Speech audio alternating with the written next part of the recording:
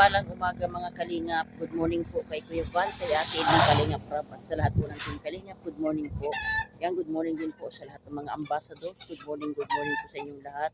Sa lahat po ng Kalingap partners, Kalingap supporters, Kalingap subscribers. Salamat po sa inyong lahat. Good morning po. Have a blessed Friday po. So, hindi po ako nakapag-live kanina at gawa nga po ng kakaunti na lang po ang charge ko.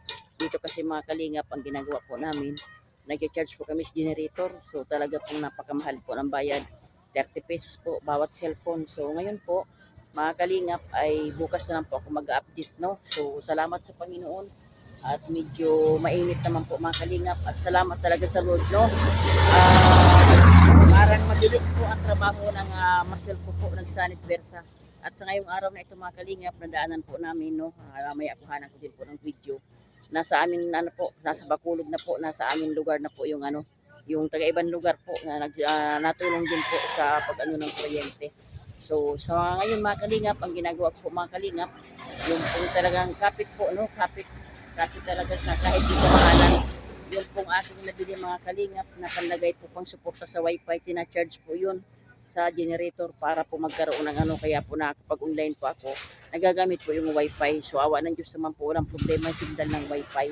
So salamat mga Kalingap, samahan niyo po ako mga Kalingap. Nandito po ako ngayon sa breeding. Kung natatandaan niyo mga Kalingap, yung na-vlog ko po si Ate Jenny yung organizing girl po na may 1 anak. So sa ngayon po, paano na lang po yung kanyang buhay, wala pong kuryente, wala po siyang income, tapos nasira po yung kanyang bahay. Talagang siya lang pong inaasahan, single parent po mga Kalingap. So akin pong pupuntahan po talagang nag-message po sa akin mga Kalingap, durug-durug po yung kanyang bahay. So pagkinag po sa inyong lugar mga Kalingap, nandito, ito po yung aking sinakyan po, no? Ito po yung motor na kay bro, atin po itong binabayaran mga Kalingap. So no choice po, kundi po talagang kailangan magsipag taga at talagang kapit po sa Panginoon. Ito po yung motor na yung driver nandoon po na mamahinga. So ito yung lugar mga Kalingap. Yan, ito po yung tabing school po ito mga Kalingap. Nakailang punta na po ako dito noon. So sa ngayon po mga Kalingap ay wala po akong dalang bigas. At talagang naubusan din po. Kalooban ng Panginoon na may tumulong po sa landing pad, magpabot po ng pabigas. Kahit pag-grocery po, babalikan na lang po si ate. So akin po nga alamin ang kanyang kalagayan mga Kalingap. So ito po yung school, grabe po. So salamat sa Lord, no mga Kalingap. At kahit paano po ay atin pumapalakan si Ate Jenny Lynn. Alamin po natin ang kanyang kalagayan. Wala po siyang alam mga Kalingap na nandito na po ako. So nag-chat lang po siya. Ito yun ang lugar mga Kalingap. So ito po siya mga Kalingap po. Ay naku, wasak na wasak. Nakita nyo na po ito mga Kalingap. Nakailang punta na pa ako dito. Kung di pa ako nagkamali, 3 beses po mga Kalingap, no? So ito po yung kanyang bahay mga Kalingap. Naku po, wasak talaga pala, durog. Grabe po ang ginawa ni Opong sa bahay. So ito po mga Kalingap. Mahangin po. Ayan, durog-durog pala yung bahay ni Ate Jenny Lynn. So ito po si Ate Jenny Lynn. Hi ate, good morning. Kumusta? Ubos ngayon. Ubos? Bakit di ka nagtira? Nubos ngayon nito yung upong. Oo nga. So, kumusta? Nasaan ang mga bata? Nasa bahay po. Oo. Eskwelahan po kami nag-evacuate. Nung bagyo? Doon kayo pero nung saan kayo nag-evacuate? Nung na? Hindi po. Nung pa lang. Pina-evacuate na kayo? Yun Yun oo. Kung magbigla, at least naka-safe ang mga bata. Oo nga, totoo yun. So, binigla nga. Pero ang iba talaga hindi nag-evacuate kasi nga hindi naman nga kalain, di ba? Kasi umaga na po. Umaga na. Buti ka mo, umaga na. So, paano yan? Kumusta ang buhay mo ngayon? Walang income, walang kuryente. Unang-una talaga pag wala talaga akong kuryente. Talaga walang income. Oo, paano ka magkaka-income? Nagbo-vulcanize ka nga. Vulcanize nga pero wala naman income kasi wala nga kuryente. Nakasalalay talaga sa kuryente. Oo nga, pero ngayon ang dami na naman ngayon nagsasanib persa, no? Dami naman ngayon nga nandoon sa Bacolod ngayon. Yung taga-ibang lugar, tinutulungan tayo. So sana nga ipag-pray natin. So pasensya ka na, matagal ako nakapunta kasi alam mo naman ang buhay ng iyong Ate Rose. No, kung mayroon, talagang binabalikan ko mga na-vlog ko. Pag wala, talagang stay at home tayo. Para saan tayong single na baga, di ba? Walang ano kundi. Pero ako naman kapag may nagbibigay, talagang binabalikan ko naman sis. So, ngayon pala, ito nga, nakita ko yung bahay mo, giba-giba na. So, paano? Lang sana po akong tulong kay Kuya Bal kahit pa paano makapatayo ako kahit maliit lang na tubo-tubo Mm-mm. para lang makatulog dito mga bata, Mm-mm. mapwistuhan namin sa Mm-mm. trabaho ko. Ang hirap kaya mag-single mo. Nagsa-sideline po ako panlinis kung saan may mga gusto magpatulong para makabili kami bigas. Kung sino yung may ano, may gusto magpatulong sa nag-aano ka. Tapos sabihin, Oo may nga. ano ko dito, Mm-mm. may bigas ako, dalhin mo na lang. Oo Mga nga bata naman. po.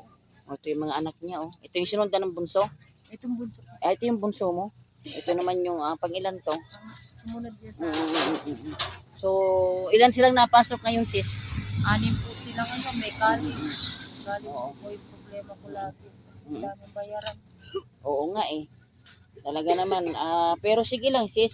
Okay lang. Alam mo, ang bahay kasi magagawa yan. Kung ano man ang nawala sa atin, magagawa ng paraan. Importante ang buhay. Opo, kaunti-unti. Oo, importante ang buhay. So, ito sis, in-interview kita. Pasensya ka na. Wala talaga akong dala pa. Kasi Hindi, mahulog ka na. talagang ubos din. Pero kalooban ng Diyos na may magpaabot sis naman, kailan pa kita natiis. So ganito yon, ito yung mapapanood ng ating mga Kalingap partners, Kalingap supporters, no? Sa lahat po na mga ano natin dyan, mga Kalingap, no? At sa amin po mga, hindi na po kami lalayo, sa amin pong mga kababayan na nasa ibang bansa po ng mga taga Masbate, sana po, ano ang iyong unang-una kahilingan sa Diyos, Ate Jeneline, pangalawa kay Kuya Bal? Siguro kahilingan ko sa Diyos na sobrang pasalamat ko kahit pa paano naging safe yung mga anak ko, pati kami. Kahit duman yung bagyo, at least yung mga anak ko, sinave ko talaga. Okay lang na masira yung bahay kasi Oo. madali po palitan pero ang buhay ng tao di Oo. talaga mapapalitan. Yan talaga ang bless ko na Oo. pasalamat sa Lord. Oo, totoo yun. Lahat naman tayo dito sis, awa ng Diyos to kasi maraming nanalangin. Tumbay na kayo. Powerful ang panalangin sis, di ba? Awa ng Diyos naman ang milagros, wala bagang nagkurang ng matay, di ba? Salamat sa Panginoon. Kasi ang buhay ng tao mahalaga. Sa Cebu po yung tinamon. Oh, di ba? Kaya nga. So, paano yan sis ngayon? So, ibig ko sabihin, wala kang income, wala kang ano. So, anong kahilingan mo kay Kuya Bal? Malay mo, hindi kami nangangako, no? Kalooban ng Panginoon. Wala namang imposible sa ating mga nakakapanood nito. Ano bang ang kahilingan mo sa kanila? Malay mo, mahipuin ang Diyos para sa'yo. Sa katulad mo na vulcanizing girl, maraming anak, at sa ngayon wala kang income, umaasa ka lang dun sa linis-linis, kung sino nagbibigay sa'yo. Ano bang kahilingan mo? Malay mo, mahipuin ang Panginoon para sa'yo. Kahilingan ko po na kahit maliit lang po talaga na negosyo na makapagsimula at saka mapagawa lang yung bahay ko na kubo-kubo. Yun lang naman po talaga kayo. Tapos, makapag-eskwela ako ng mga anak ko. Makasuporta talaga pang araw-araw sa eskwela ng aking mga anak, lalo may kolehiyo po ako. Pero ngayon sis, ang siguro importante muna sa iyo, tahanan. Opo. 'Di ba? Kahit siguro yung pawid, Barong-barong lang. o kahit barong-barong, no? Malay mo mahipuin ang Panginoon sa iyo. Okay So, man lang po ang yero kasi kahit pa paano pwede pa po i-ibalik. pwede pang gamitin ang yero. Pandingding. Oo, pandingding. Oo nga, no? Sige lang, laban lang sis, huwag ka mawala ng pag-asa. Ang importante, kapit sa Diyos, magtiwala, talagang manalig. So ngayon, kailangan talaga natin ang Panginoon, no? So ito, in-interview kita kay malay mo baga sa mga nakakapanood sa atin, no? May hipuin ang Diyos, wala namang imposible. Basta be positive lang. Ipag-pray mo na sana sa pag-interview ko uli sa'yo, wala man akong dala, na sana may hipuin ang Diyos, no? So ito mga kalingap, pagkahilingan niya mga kalingap, paghilingan niya po na kahit daw po kubo, kahit po mga kalingap, pawid or anuman plywood, malaking tulong po sa isang single parent, maraming anak, vulcanizing girl, wala pong income ngayon. Ang kanya po, kanila pong kinakain, bigay-bigay lang po kung sino nagpapalinis, no? Grabe. So laban lang sis, laban. So bibidyohan ko ang bahay mo. So ito mga kalingap, ito yung bahay natin, Jeneline. Wasak po talaga, wash out. O yan po mga kalingap, hindi naman po ako talaga on time po nung kabagyuhan, hindi po agad ako nakakapunta kasi nga marami naman pong mahirap, poste, mga kahoy, saka problema din sa pera, pamasahe, signal, hindi rin ako makapag-upload, buti nga may data na, eto paano pag may load ka makapag-upload ka na. So yan na yung yero niya. So itong yero, magamit pa ito sa ano, no? Oo, yan na, kaya nga pandingding. So ito po ang kalagayan niya po. Yan mga kalingap, na kailang balik kay Ate Jeneline, no? Yun, talagang grabe, Ayan, Pero ayun po yung mga kahoy niya, Yan. So, yan po Kuya Bal, sa isa pong katulad po natin, Jinilin po mga kalingap, na isa pong vulcanizing girl, may 8 anak po. Talaga pong ano siya ngayon, walang-wala po talaga mga kalingap. Sana nga po mahipuin ng Panginoon para sa katulad po natin, Jinilin, na talaga. Ayan po mga kalingap, talagang inubusan po. Sa school po sila mga kalingap pansamantala. Yan po, pwede pa naman pong gamitin ang mga yero. So, sana po may hipuin ang Lord kahit po plywood, pambili po ng pawid, no? Pawid para po sa kanila. Nang sa ganun po may matulugan po ang pamilyang ito. So, yan po mga kalingap. Yan po ang kalagayan ng isa pong yun po, talaga nandoon po lahat, Andun yung mga gulong niya na galing sa kanyang yan, So, ingat-ingat ka, Tijinilin, ha. Ingat-ingat sa kasi ang pako baga. Yan, so kaya nga. So, ganito Ate Jinilin, ha. Ito'y in-interview kita kasi bilang ikaw ay na-vlog ko. At kapag may hinipo ang Diyos, alam mo naman, babalik ako, ha. At malay mo, ipag-pray mo din na kalooban ng Lord, may magpaabot sa landing pad ng pabigas, kahit grocery, babalikan kita, no? So, sa ngayon, ay nahingi din ako ng pangunawa kasi alam mo naman na wala akong income, wala akong kita. Mahina din, sis. Mahina ang revenue sa charity. Talagang patuloy lang kami, no? Na talagang mahina ang views, wala kaming income, pero ganun pa man, kung may nagpapaabot, at talagang binabalikan ko, unang-una priority talaga ang mga na-vlog. So, sa ngayon, ang masabi ko lang sa iyo, magtiwala ka.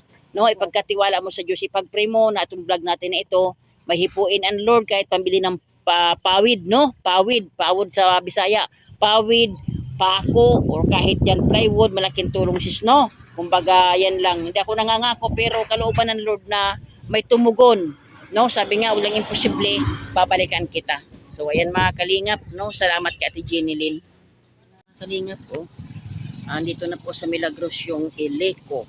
Taga-ibang lugar po ito mga kalingap, ayan, So, thank you Lord, no, na mapabilis po ang dito, mapabilis po yung proseso ng kuryente. Kasi talagang gintong-ginto naman mga kalingap ang singil sa amin sa sa generator po. No choice po, kakapit talaga kami. Taghirap na nga po ang pera. Babayad ko pa ng 30 per cellphone.